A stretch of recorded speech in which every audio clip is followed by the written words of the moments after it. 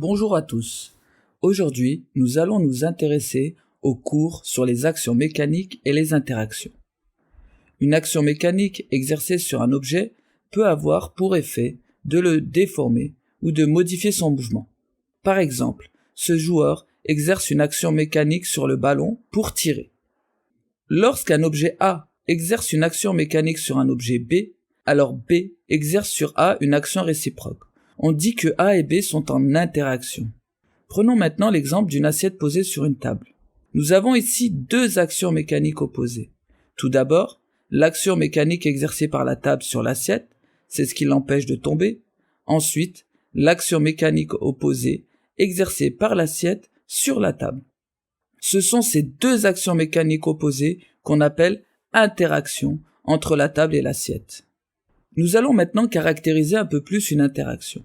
Il existe deux types d'interactions, l'interaction de contact et l'interaction à distance.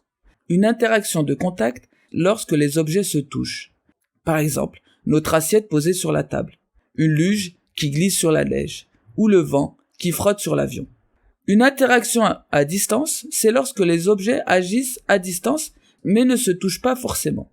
Par exemple, l'interaction gravitationnelle entre la Terre et la Lune, ou une pomme qui tombe sur le sol. Il existe aussi les interactions magnétiques entre un aimant et un métal, et enfin les interactions électriques entre les charges électriques d'un atome. Les actions mécaniques peuvent être localisées ou réparties sur l'ensemble du système. Lorsque le joueur tape sur le ballon, l'action mécanique s'applique sur un point de l'objet. On dit que l'action mécanique est localisée. Lorsque le vent souffle sur le parachutiste, l'action mécanique s'applique sur un ensemble de points répartis sur une surface ou dans un volume de l'objet. On dit que l'action mécanique est répartie sur l'ensemble de l'objet. Autre exemple, le poids d'un objet est réparti dans tout le volume de cet objet. Passons maintenant au diagramme objet-interaction. Dans tout exercice de mécanique, on commence toujours par définir le diagramme objet-interaction ou DOI. Un diagramme objet-interaction permet de représenter toutes les interactions dans lesquelles le système étudié est impliqué. Nous allons maintenant voir comment on représente le DOI.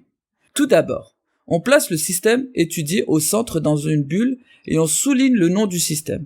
On place ensuite autour de lui les autres systèmes en interaction avec lui et on représente ces interactions par des doubles flèches. On utilise des doubles flèches en trait plein si c'est une interaction de contact ou une double flèche en pointillé si c'est une interaction à distance. Reprenons l'exemple du joueur avec le ballon. On va placer l'objet ballon dans une bulle au centre et souligner.